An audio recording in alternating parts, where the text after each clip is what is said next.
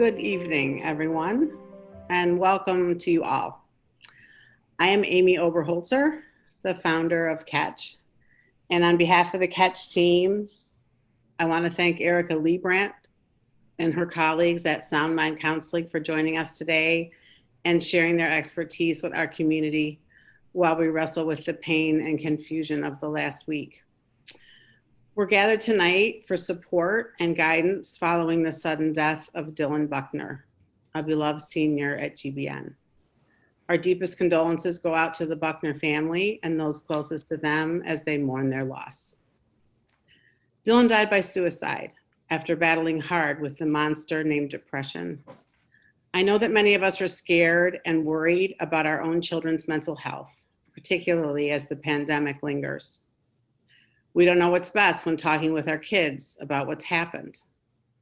It's our hope that we can begin to heal by gathering together and gaining a better understanding about how we can best talk with our kids honestly and productively about Dylan's passing, about mental illness, and about suicide. All of you here are muted tonight, but we want to address as many of your questions as possible. Please feel free to put them in the chat, and the Catch team will collect and organize them. And following her talk, I will ask Erica as many as we can get to. Erica Leibrandt is a Northwestern University educated psychotherapist specializing in anxiety and depression. She began this work after her 16-year-old son tragically took his life in 2004. And she's been advocating for adolescence and suicide awareness and prevention since then. Erica believes that communication with teens is key in preventing not just suicide, but debilitating mental health issues that compromise our children's quality of life. She's dedicated to helping parents learn the right language to connect with their teens, as well as providing other tools, insights, and resources to empower them. We are very pleased to welcome Erica Leibrandt. Thank you so much, Amy, for having me. I really appreciate the opportunity to speak here tonight, and I'm so grateful for all of you who've chosen to attend. It shows me what an awesome community we live in. When something bad happens, we pull together, we talk it out, we don't sweep it under the rug, and I commend you all for having that attitude. That's a game-changing attitude to have. I'd like to take a minute to introduce specifically my two colleagues who are joining us this evening. Tara Parker, who is our marriage and family specialist at Sound Mind Counseling, as well as Michelle Waters, who is our adolescent specialist and is the director of our therapeutic art program called Art. I will be directing questions towards them that I feel they're better equipped to answer than I. And with that, Julie, we will move on to the next slide. Thank you. So why I'm here. Amy mentioned that I lost my son by suicide in 2004. That was the beginning of a very long journey for my family. And we were helped along the way by countless individuals in ways that still humble me today. That support, that surprising support and love that we were shown is the reason I do what I do now. I feel compelled to give back, and I am so, again, grateful for Catch giving me the opportunity to have a voice on this very difficult subject. Many people are unwilling to talk about mental health issues and specifically suicide. But Catch is right there, willing to hash out the tough talks and the tough conversations. And it just is so important not to hide from the reality of mental health issues in our teens, particularly during the pandemic, as Amy also mentioned. Next slide, please. So we're going to look at scary statistics. I'm not a big fan of statistics, but when it gives us kind of a chilling reality check, I think they are appropriate. It's because Dylan just passed, suicide is on the forefront of our minds this week. but it's always prevalent. It is the second leading cause of death for Americans between the ages of 10 and 34. Even I, a mental health professional, am shocked to read that. And these are statistics from 2018. So I'm going to assume that the 2019 and 20 stats are even worse due to the pandemic. Kids as young as 10, second leading cause of death. Just so hard to wrap one's mind around. And also, you know, especially here in Chicago, we're known for homicides, but there are more than twice as many suicides in America as there are homicides. An average of 132 suicides per day, 132 families like the Buckners that have to somehow figure out how to put the pieces back together and move on. You know, we want to talk about pandemics and epidemics. Well, this is one as well. Next slide, right. So I don't know if this is common knowledge at this point or not, but I thought it was worth going over the signs and symptoms of depression. Diagnostically, we look for 5 or more of these symptoms to be sustained over the course of 2 weeks or longer. There's a lot of wiggle room on that. Of course, diagnosing depression is not as black and white as one might want it to be. But classic signs of depression include a hopeless outlook, really just not seeing any thing in the future that is worth getting excited about. Loss of interest in the things that one is normally interested in, increased fatigue or sleep problems, anxiety. We think about anxiety and depression as 2 different clinical diagnoses, but anxiety can be a symptom of depression. So someone may seem kind of hyper or disjointed in their thinking, and that anxiety can be a result actually of depression. That's a hard one to kind of figure out sometimes. Irritability, changes in appetite or weight, uncontrolled emotion. So really hyper emotionality, what we might call being dramatic in our kids, and suicidal ideation. So we'll talk more about the differences in passive versus active suicidal ideation as we move forward. Next slide, please. So when we're talking about our kids, we can get really emotional. It is very hard for us to be objective when it comes to the subject of our own children. And what happens is something called transference. We can transfer our own emotions onto our children as we interact with them and try to assess what their state of mind might be. We need to be very, very careful not to do this. And fortunately, there are some simple ways to avoid it. When you speak to your child, really connect to your own breath. Feel yourself breathing.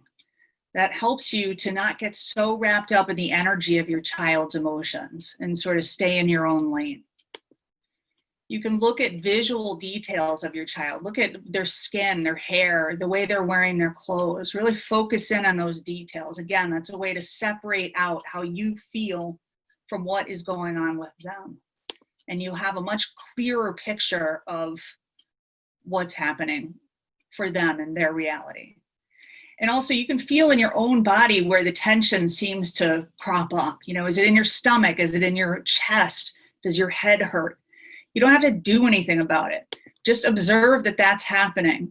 And you'll find, oddly, that you're much better able to perceive your child's state of being. If all of that seems totally impossible, overwhelming, can't do it, that is a pretty decent sign that you are in over your head. And who among us hasn't been in over our heads, especially with teenagers, right? I mean, they're just so tough. So if you're feeling that way, like I'm at a loss, I can't separate it out, I'm so emotional myself, you know, consider getting support. It's a great way to promote the overall health of your family. Your health is important. So I urge parents many times who have problematic children, they really need to be in treatment too. And we'll talk a little bit more about that later as well. Next slide. So there is a controversy about whether or not speaking about suicide with teens increases the risk of them completing suicide. Study after study after study shows talking about suicide with teens does not increase the risk of them completing suicide. So we need to just deal with our fear around this subject, know that we're not making it worse by talking about it, and that in fact, we can make things better. Teens need to know that just about every single person who ever lived on this earth has had thoughts of suicide, right? You think about it. Maybe it was when you were a teenager. Maybe it was when you just first had your first child and everything seemed overwhelming. Most of us, the vast majority of us, have at least had moments where we thought it would just be easier not to be here, right? And if we can convey that normalcy of thinking to our teens, that goes a great way to helping them feel understood, not marginalized, and getting them out of hiding, right? You don't have to harp on it. It doesn't have to be a huge, long conversation, but just make them understand that you get it. People think this way sometimes. It doesn't make you bad or weird or anything. It just is what it is. It's part of being human. There is, however, a difference between passive and active, as I mentioned earlier, suicidal ideation. So that's important, and we'll get to that in a sec. So how do we actually talk to our kids? I'm saying, oh, talk to them, talk to them. How do we really do it? It's hard to know. Teens don't want to talk to us. And it hurts, actually, right? As parents, it's painful. Here's this person you love so much, and they just don't want to have anything to do with you. It's the worst. Fortunately, I stumbled across a book a few years ago that was intended to, it was research about violent offenders, prison populations. And it's called Deescalate, How to Calm Down an Angry Person in 90 Seconds or Less. And I read this book and I realized, oh my gosh, these techniques would work with teens. Who knew, right? So the slides, the next 3 slides are my adaptation of that communication strategy. And it works wonderfully well. You will be surprised. First, you make an observation. You see some of them right here. You seem super stressed out lately. And I also want to point out, I have at the top here, I feel like you are. And I said earlier, you don't necessarily want to talk about your feelings or focus on your feelings. This is just like a way to communicate with a teen the way they might communicate with each other. They'll often say, I feel like this or that, when they're not really talking about a feeling. So you can say either you seem, or I feel like you're super stressed, really exhausted, not having much fun. Make an observation about what you see happening in your teenager's life. And don't expect them to answer it or anything. It's just a statement. And then move on to the next thing, which is ask an open question. So an open question is different from a closed question, because an open question is difficult to answer with a yes or a no. It's not impossible, but it's difficult. Teenagers usually will figure out a way, but we want to make it harder for them to just say, yes, no, I don't know, whatever. So an open question. Is it something at school or is it more about friends? You give them 2 choices. They can pick one of those things to talk about. And they might just grunt out, it's school. But that's still communication happening, right? So an open question, is there something different going on? What's your biggest problem right now? That's a great one. Love that one. That will usually get the most reticent teen talking. Is there one issue you wish would just disappear? That's another really effective question. And even if your teen doesn't answer you, I'm going to talk about this again as well, because this is extremely important. Even if your teenager does not answer that question, they know that you're paying attention. They know it's like they're having a conversation with you in their head. They just can't actually talk, but you are having a conversation. as frustrating as it is for you. So just have faith that there's been an interaction there that is meaningful. And then the last piece of this communication style is to reflect feelings. This feels kind of awkward. You make it a very basic statement. It seems like you're sad. It seems like you're exhausted. And as soon as you hit the right emotion, you'll see something change in your kid. The shoulders might drop. They might lean a little bit towards you. As soon as you perceive that slight change in body language, you know you got the right emotion. And even again, if they don't respond, they have felt heard. The two of you are in emotional alignment in that moment. This is incredibly powerful and important. So these three things, make an observation, ask an open question, reflect feelings, is by far the most effective way that I have found to keep doors open with our kids. And again, if you want to read more about it, we have at the end in our resources, the book that I mentioned, Deescalate, which I would highly recommend any parent read, even though it's not specifically for parents of teens. So the dreaded teen eye roll. We've got our little friend here making his face. We all know that face, right? This is the nightmare face. I hate the teen eye roll. It's so precisely designed to demoralize a parent and make us just turn away and give up. Don't fall for it. And also don't worry, because if you did all the things that I just said, make an observation, ask an open question, observe, reflect feelings. If you do that, the eye roll is not important. You've established a connection, and that's all you need to know. And the more you do it, the less likely it is that you'll get the eye roll. So you just want to kind of make this like a standard fare in your household, that type of interaction. So don't worry about the eye roll, it's fine. So this is important, right? Because all suicidal thinking is not created equal. As I said, the great majority of us have had some thought at some time in our lives that it would be easier just not to be around. And that's not necessarily dangerous. That's just the human brain trying to think of ways to cope with problems.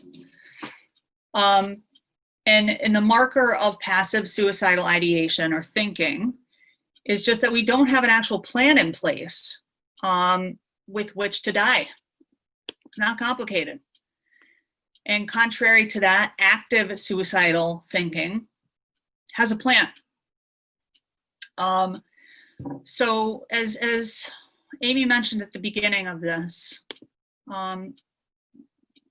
we lost our son to suicide.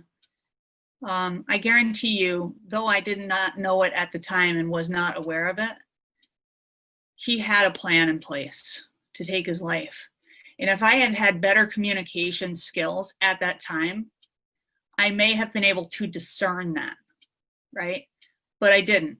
I'm not blaming myself, but developing those communication skills and styles can help you establish to what degree your child is or is not in danger, right? So you can use the tools, the icebreakers, with this subject as well. On the bottom here, you can say, you know, most people think about just taking a pass on life every now and then. That's your statement. Do you ever think stuff like that? That's your open-ended question. And then you can say, does it ever get pretty intense? And then maybe ask them to scale it out for you. Like a scale of 1 to 10, how intense does that really get for you? And just be interested. Don't be scared. Don't be judgmental. Just look at it like you're gathering data. You just want to be interested in their experience. If you talk to your teen from a place of fear, they are going to shut down. So talk to them from a place of wanting to find out interesting things. Makes a huge difference. Next slide.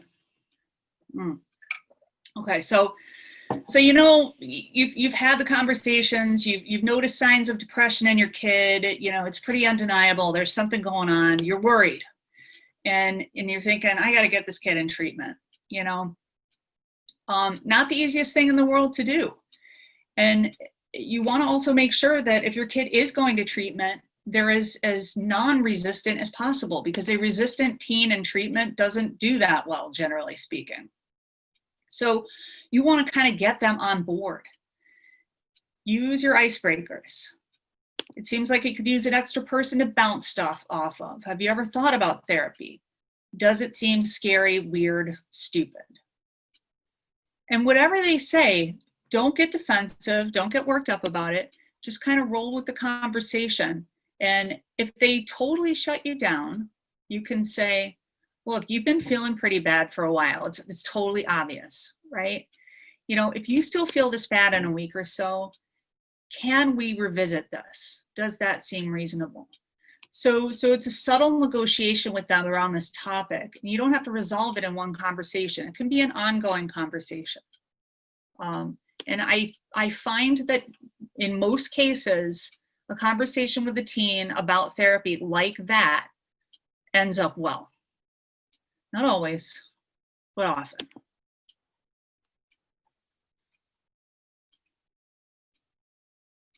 So one of the things you need to really stress to your teen is that they're going to be not in control of therapy, but they're going to have a voice. And this is another thing I really regret about what happened with my son. He was in treatment, but it wasn't the therapist was great, but it wasn't a great fit for him. And I knew it, but it never even occurred to me to find somebody else. I can't believe it. It didn't. And if you tell your kid, you know, look, let's just try this. You can audition as therapist, go to maybe 2 or 3 appointments. And if it's just not working for you, let's find somebody else who's great. It's fine. It's no big deal. So with no pressure. If I had done that, that very well could have been the variable that changed the outcome of my son's life. And that's the truth. So this might be the most important thing that I say tonight, honestly. And there's so many different kinds of therapy. Like we have my colleague, Michelle Waters, she does art therapy. I would have loved that as a teen. It's just a completely different style of doing therapeutic work. And it's great for kids who are creative and artistic and maybe, you know, who struggle with verbalization. There's all kinds of different modalities. You know, we have cognitive behavioral that appeals to some people more than like psychodynamic, which is what we do at Sound Mind Counseling. And that's looking at all the different parts of someone's life. So maybe educate yourself a little bit on different modalities and even different licenses. We have social workers, we have, you know, counselors, psychologists, all different kinds of licensures. But most important is that element of personal preference. You got to find your kid someone that they connect with. The number one, and studies prove this, predictor of effective therapy is the relationship that is developed between the client and the clinician. There's no other factor that indicates more successful therapy than that. So just keep trucking until you find someone who's a great fit for you too. This applies for us adults, as well as for our kids. And keeping our own houses clean. So a lot of times our teens are what is called the IP, or identified patient. And because teenagers are so full of intense emotions, they often are acting out things that are unspoken in the rest of the family. Problems in the family, problems in the marriage, trauma, family trauma. Kids feel all this, and many of the other family members might be able to keep a lid on it, but the teen doesn't, so they identify the teen as the problem. Teens are part of family systems, and if the family system is sick, the teen will never get better. So we need to check in with ourselves. How is my mental health? How is my marriage? How is the mental health of my other kids? What's the bigger picture about the environment my child is operating within, right? So if you have to get in therapy, marriage therapy, whatever, just all therapy all day, there's probably not enough hours in the day for the therapy everyone needs, honestly, but this is important. Remember that our teenagers are part of a system, and that means we have to take a look at what's going on with us. I really wanted to talk about this because of what did happen with the Buckners. You know, when we lost our son, I was totally astonished by the outpouring of love from this community. I have never seen anything like it in my life. People were at our house night and day for weeks, just filling the house with love and support. And I'm an introvert, so I would have thought that would be the worst nightmare ever. But it was the only thing that helped us get through that time. Remarkable. The Buckner family will not get to have that experience because of the pandemic. And that breaks my heart for them. But that doesn't mean we can't support them. And it also doesn't mean we know what to do. A lot of times we just don't know what to do. So maybe we don't do anything. Practical help is always welcome. Send a cleaning lady over to their house, you know, get a lawn service for them. Whatever, I guarantee you no one wants to clean after their kid dies. So think about those things. What if my child died, what would I not be able to do? And how can I maybe help that family get that thing done?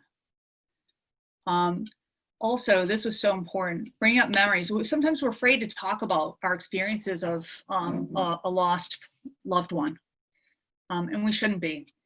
Even if it's painful for the person to hear, we're adding to the lexicon of their memory of that person, right? So we're really giving them this gift of continuing their relationship with the lost person by adding memories to them, to their catalog. Even if the memories are secondhand, you know, I heard your son did this, that, and the other. Those are gems for parents or for anyone who's lost someone. And if they cry, that's fine. It doesn't mean you did something bad. They're already sad. You're not going to make them any more sad.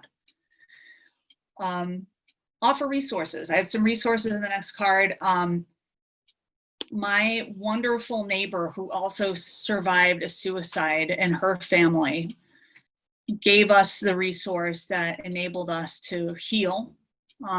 Catholic Charities, the Lost Program. You're grieving, you have no idea who to reach out to, what to do. You have no idea. She handed us a pamphlet and said, call these people right now. And we did, and they helped us. So just black and white resources, just give it to them. If they don't use it, fine, but just have it there for them. Remembering anniversaries. It takes a real long time to heal from a death, especially a tragic death, and especially that of a child. When the anniversary rolls around, most people have moved on, but the family has not. It's been 17 years since we lost our son, and it's still unbearably painful. Particularly on the anniversary. If you can reach out to a family on the anniversary of the death of their child in any way, that is powerful. You don't have to personally speak to them. You can leave a card or leave a message. Anything that you do, and this is the last point, anything that you do is better than nothing. Don't worry about feeling awkward or shy or making a mistake. You will. Do it anyway.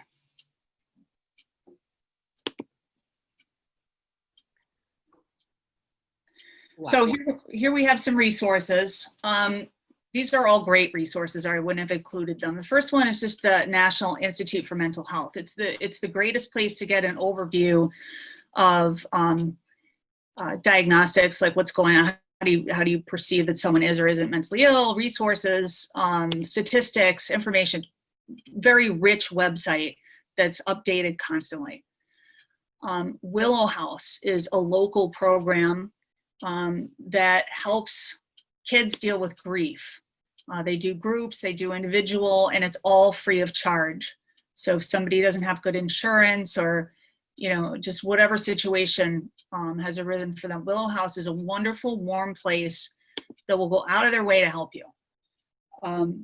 We have Catholic Charities, the Lost Program, which is the program my husband and I attended. Specifically Father Ruby, who spoke with us for free for over a year. Now, we did make a huge donation, but it wasn't required. And he was amazing. All he does is talk to people about suicide, and he's the most expert of experts in that area. Let's see. I think I have Nemi there twice. What was I trying to get to? I don't know. I'm sorry. I'll clarify that second NIMHE one. We have Alyssa's Mission, who was founded by two parents who lost their daughter to suicide about 17 years ago. And they're wonderful because they get involved with fundraising. And if you want to do things besides catch things to help other people become educated, become aware of suicide, Alyssa's Mission is a great resource. I love them over there. Then, of course, we have Catch's community, the awesome people at Catch who put on this presentation today. Oh, and I just remember what that NEMI one was. So again, if you want to support people, or if you're a grieving parent, or you're just a grieving friend of someone who took their lives, there is something called Out of the Darkness that is run by the National Institute for Mental Health. And they do all kinds of things like walks, overnight walks, big walks, small walks, and all to raise money for suicide prevention and awareness. It's another wonderful, wonderful program that my family and I are involved with. Then, of course, my practice, we're here for you in whatever way we can be. We're local, right in Glenview, next to Lions School. So, and we do in-person and virtual therapy, which right now is kind of important because a lot of kids really just don't want to do virtual. And if that's the one thing that that's the variable that might get them in versus them not getting to therapy, that's why we do it. So that's important for you to know. And then the last thing is this book that I recommended, Deescalate, developed for violent offending prisoners, but great for teens. I really have to say that book permanently changed how I speak to my own kids. So I can't say enough good things about it. And I think that is it. I am ready, willing, and able to take your questions if you have them. Erica, thank you so much. Pleasure. That kind of frank conversation is so needed and so refreshing, and Catch is so glad you're a friend of ours. Thank you. I want to apologize in advance because I am literally over here trying to keep my dog from barking and my cat from messing up my keyboard. So if you hear noises, my bad. I'm shoving treats in his face as we talk. We had a couple questions come in before tonight, and so I'm going to share with you all of the questions that we have, and if anyone has any that they want to add to the chat now, please feel free. I also wanted to remind everybody that this program is being recorded tonight, so Catch will make that available certainly to you, Erica, and on our YouTube page. We'll probably send out a mailing link to it so that if you want to see it again, share it, please do so. Erica, the first question this evening is this. If you believe a child has been in danger before and possibly had suicidal thoughts, how do you stay on top of them in a productive and effective way without creating a wall between you and them? Yeah, this is such a great question. It really speaks to what I was talking about earlier in terms of developing an overall communication style that's effective, not just for emergencies, but for maybe smaller issues as well. So hopefully a kid like this will be in therapy. They have been in trouble. They're their mental health is compromised, really, we need to do everything in our power to make sure that kid or kid like that is getting treatment consistently that is a good fit for them. And in terms of staying on top of them, I would suggest two things. One, if they are in therapy, working with the therapist to develop language you can use with your child around this subject. Maybe normalizing scaling how they're feeling, a quick check-in, scale of 1 to 10, kid, how you feeling? But negotiating that with a therapist who's a neutral party beforehand so that your child doesn't feel attacked or patronized, right? And then the second thing that I would say is you stay on top of bigger issues by staying on top of smaller issues. In other words, you want to be connecting with your child around smaller, more neutral stuff so that when you have to ask about the bigger stuff, it's not so jarring. You're not suddenly like sticking your nose like in this place where you're not welcome at all. So parents, I get it. It's really hard to talk to teens. They're going to do the eye roll. They're going to shut you out, shut you down, shrug. Keep trying. Don't let them get the better of you. Try to keep it light. Try to find some soft places to talk to them. Something funny, a meme, anything.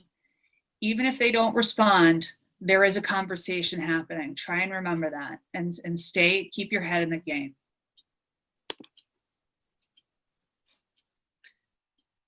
What do I tell my kids about how to respond to their friends who are struggling? Yeah, that's also a tough one.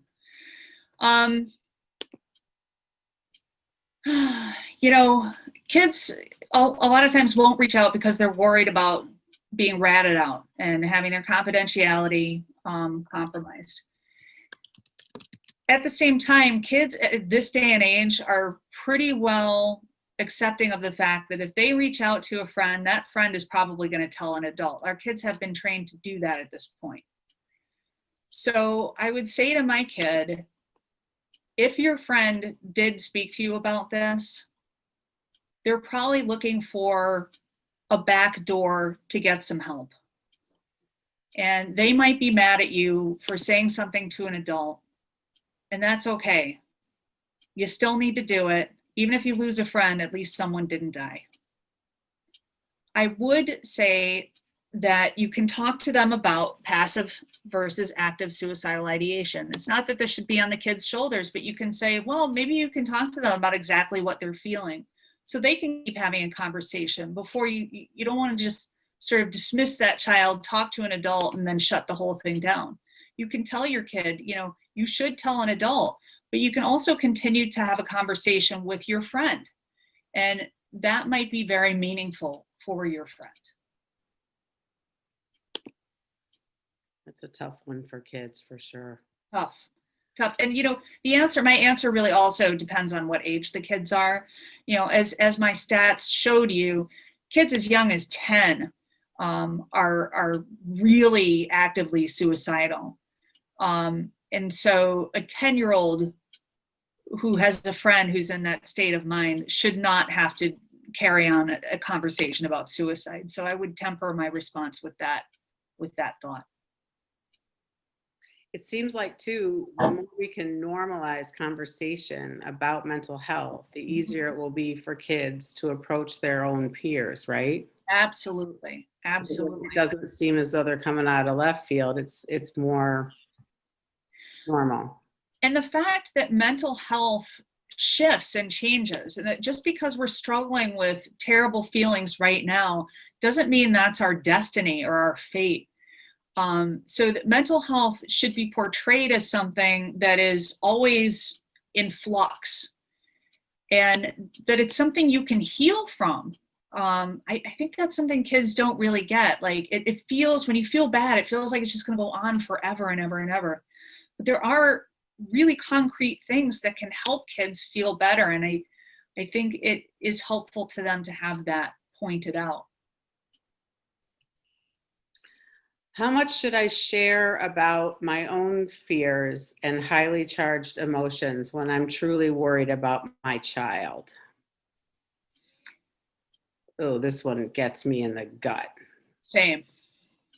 And, you know, I could answer it a variety of ways, but I think the best answer is share, but in a very limited and controlled way. You cannot allow yourself to get overly emotional, because then your child does not feel like they can trust you. If you're getting emotional, they can't be emotional. So you have to really keep the space for them to feel their emotions. So if you can share with them in a more factual way, with a factual tone of voice, look, I'm telling you, I'm really scared for you, you know, and I really want to do something about this because it's a crappy feeling to be this scared. So let's figure something out. That is a lot different than being like, oh, I'm so worried about you. What are we going to do? Do you see what I'm saying? Like, it's really about delivery and being in control of yourself, as difficult as that is. And if you were in a position to talk calmly and reasonably, then yes, make a finite statement about your feelings regarding it, but then really move on. You don't want to go on and on and on, much like I am doing right now. Here's another question. My son has threatened suicide in the past. He is 12. I still monitor his cell phone messages and have a tracking app on his phone to tell me his location. Yeah. He has started fighting me on this and telling me it's an invasion of his privacy. At what age do you feel it is no longer appropriate for a parent to monitor their child's device? Another tough question.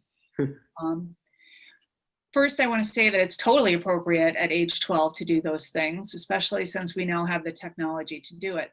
That said, monitoring devices is really not a great deal of insurance for a child's safety. A child like this should certainly be in treatment. And if a child like this is in treatment, then as I said earlier, the conversations around these subjects should happen in a therapy room with the neutral party of the therapist present. That way, parent and child can develop language that feels good to both of them that they can then use out of the therapy room. Tracking on technology should be something that's negotiated. You know, if your child is at 16 and is wildly, actively suicidal, you probably still want those tracking, apps working. But you don't want to lie about it. You don't want to do it in secret. You do want to have a conversation with them in therapy about why you have to make this choice and how that choice can change. You know, you say, if you seem like you're doing better, you know, if we work together to get a handle on your mental health, if you're taking your meds, if you're getting exercise, if you're eating, all of those things will help change how adamant I am about whether or not we need trackers. So you, child, have a lot more control over this than perhaps you might imagine. So let's work together to make it so that we don't need to use this stupid thing. When do you go to the ER with your child? That, I'm going to say, is the toughest question yet. And the reason is sometimes going to the ER can traumatize kids even more than it can make them feel even worse than they're already feeling. But look, if they are out of control, if you have discovered they have a suicidal plan, even if a friend has said they have a plan, just go. And whatever the fallout is, it is. You can deal with it later. The good part about going to the ER is you go when you need to just keep your child alive in that moment. And you don't feel confident that you can do that. If you're at that point, you make the call immediately or get in the car. And don't second guess yourself, right? And your kid's going to be really pissed at you. And it might end up being a secondary trauma or another event that has to be processed in therapy. But if you feel in your heart, and you'll know, you're a mom, you know, or a dad, if you feel in your heart, I am not confident that I can keep my kids safe, go. So I think this question is referring back to the 3 steps that you outlined from de-escalation. What if I ask those questions and I don't have an answer or any idea how to resolve the issue or even help them resolve it for themselves? For example, the one thing I'd get rid of is school. What if they say that? They clearly have to go to school. Yeah. I don't want to seem like I don't care or know what to do. That's such a great question. The answer is you don't have to solve it. All you have to do is reflect their feelings. The conversation is not about changing circumstances. It's about connecting to your child's feelings and being aligned with them. So you say something like, God, wouldn't that be amazing if you just didn't have to go to school? What do you think your life would look like? Just grant them their fantasy in the conversation. And when you do that, it brings down their intensity of mood, because they feel like they're sharing this burden with you. So you don't have to have concrete answers. All you have to do is establish that you're in tune with their emotions. So these next 3 questions are all around therapy and seeking therapy, and some questions about once your child is in therapy. So what strategies do you have to reach out to therapists and they have no openings to see your child? Also, what if your child, mine is 12, simply refuses to try a new therapist after a poor experience with his last one? Okay. So this may not be the most politically correct answer, but from my experience, Psychology Today is really the best overall resource for connecting with a therapist. And the reason I like Psychology Today is because it's comprehensive. 1, pretty much every clinician is on there. 2, you can filter out for insurance and for modality, licensure, and all of those things that I talked about before. And 3, you know that Psychology Today is alerting the therapist that you called. So you don't have to wonder like if it's just going into the ether. Psychology Today does a very good job of letting therapists know that someone is trying to get in touch with them. So I would go on to Psychology Today and put in my filters and choose 3 people that I think are great and call all of them and see who calls you back first. And whoever calls you back first is the most invested in your well-being, in my opinion. And as to the 12-year-old who doesn't want to try therapy again, it has to be a negotiation. You're the parent, and you can't force anybody to do anything, but you can say, clearly you are not feeling well. You seem really sad, really frustrated lately. I know that you can feel better than this. If you still feel like this in a week, can we talk about this again? So just set it up so that your child knows you're going to have more conversations about this, and you're not going to drop this idea, and you're not going to allow them to be in control of the conversation. And, if worse comes to worse, you make an appointment for them and you say, look, I'm sorry, but we're going to go to this together. And you go in with them. So you're just asking us to squish all of our fears and our panic down and just be super patient. Okay. That's right. Yes. Don't feel your feelings. Okay, excellent. Thank you. Actually, don't feel them with your kid. Feel them We're not going to end on that note. I'll tell you that much. So this is another additional question about around therapy. How can a parent communicate or gather information about their child's progress with a therapist or with an inpatient psych therapy in a hospital with HIPAA in place? Well, HIPAA does not apply to children under the age of 18 when it comes to parents. So different therapists have different levels of comfortability in terms of sharing what happens in session. And if you really feel like you need more of an open conversation with the clinician about what's happening with your kid, you should discuss that with them before treatment even begins.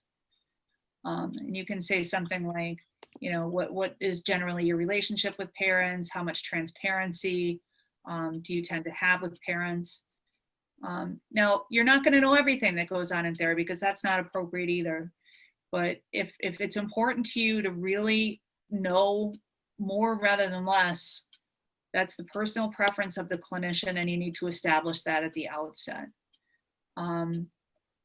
It is harder to do with an inpatient program because they just in general are more reluctant to share details, and those are usually crisis intervention situations as well. So you probably get information about whether your child's suicidal or not, but you might not get a whole lot more than that. My best advice is to really, as a parent, cultivate a relationship with the therapist. Check in, you know, say, how's my kid doing? The therapist is not just going to shut you down. They may not tell you everything you want to know, but you'll feel that you have enough information to most likely be comfortable with what's happening. And then I think this might be, well, there may be more therapy questions, but as a therapist, what is your first open-ended question when talking to a teen who is grieving the loss of a friend to suicide? I don't know. Depends on the teen. I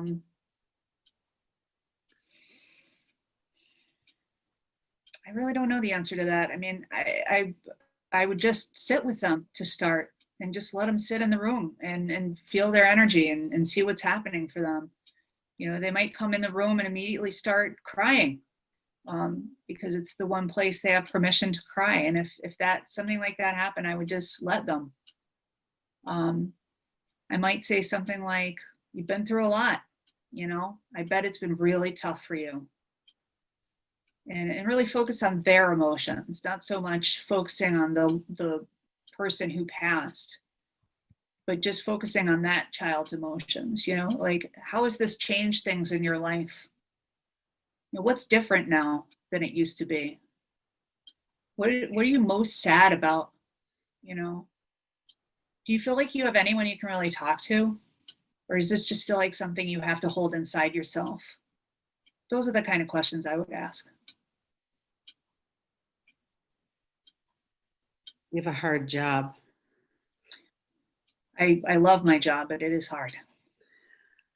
We have time for maybe one or two more questions, and then we will wrap it up for the evening.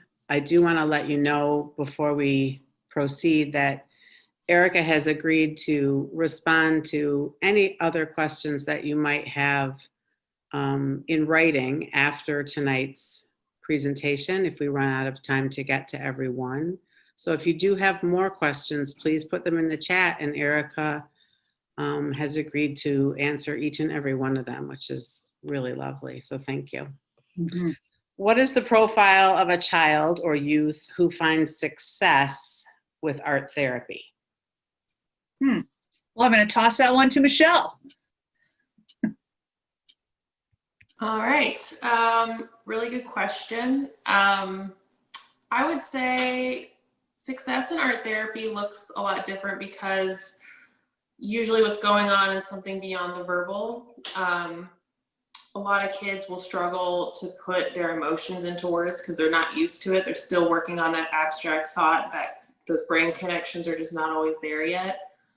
So what I consider success is when a kid feels comfortable in the therapy space and actually feels able to start opening up at their own pace. So with art being sort of that mediator, that buffer, you know, teens are often described as these vaults or these the walls are enclosed and it's very hard to get through. But, you know, with art being sort of that buffer in that space, they can take their time to unpack all of the things that they've been holding on to for so long.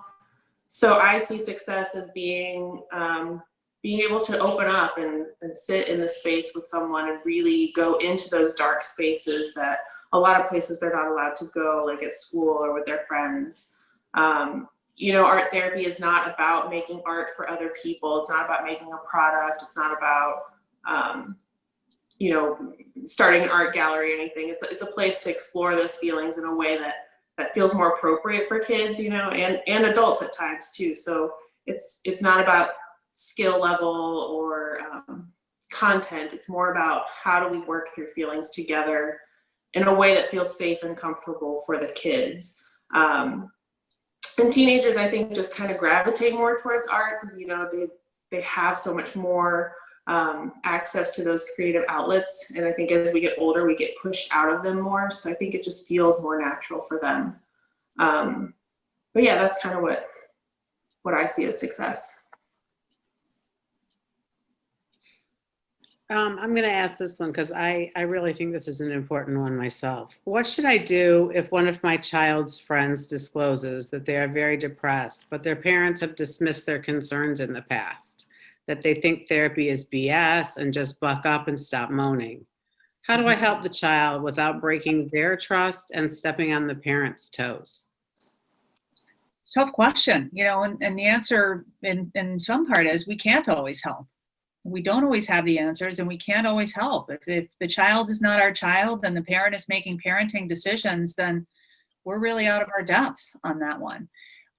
If the child has disclosed something along those lines to you, however, obviously you are a trusted individual. And if you have the wherewithal, then what you can do is just be a friend to that child, and offer a safe space. And it can be scary because, you know, you're not a trained professional, you don't know what you're doing, but you might be the only person that child has to rest his head against. And so if you have it within you to be that person, despite being worried about making mistakes or missteps, I would absolutely go ahead and do that. So, and just focusing on listening and being there. And, you know, if it's clear the parents aren't going to support any kind of therapeutic intervention, I would not pursue that idea. And I would tell the child, you know, I'm just here for you. If you ever want to talk, I'm not a professional. Maybe I don't even know what I'm talking about, but I think you're awesome and I'm here for you. So maybe I'll just end it with a comment that was left in the chat. But I do want to say before I do that a lot of you have left wonderful resources for us in the chat. And I know there've been quite a bit of comments about that. So what Catch normally does following a presentation is we'll put together a summary and we'll compile a list and share those resources with all of you after the program in an email. And don't forget that this program will be shared on YouTube and on our Facebook page. We are Catch is Community. Let me just read this last comment because I think it kind of leaves us with a sense of hope. And my daughter attended monthly meetings at Willow House for over 3 years after my husband's suicide. She learned coping skills and the need to ask for help that have served her for years. She was 8 when he died, and she is now a responsible, well-adjusted 33-year-old. There is great hope for those left behind. Erica, we cannot thank you enough. It just means the world to Catch, and I'm so glad that all of you guys came tonight and were vulnerable about this topic that I know is difficult, particularly now. Keep talking, and Catch will be in touch. Thank you, Amy, so much, and to the whole Catch team, thank you for this privilege of speaking today.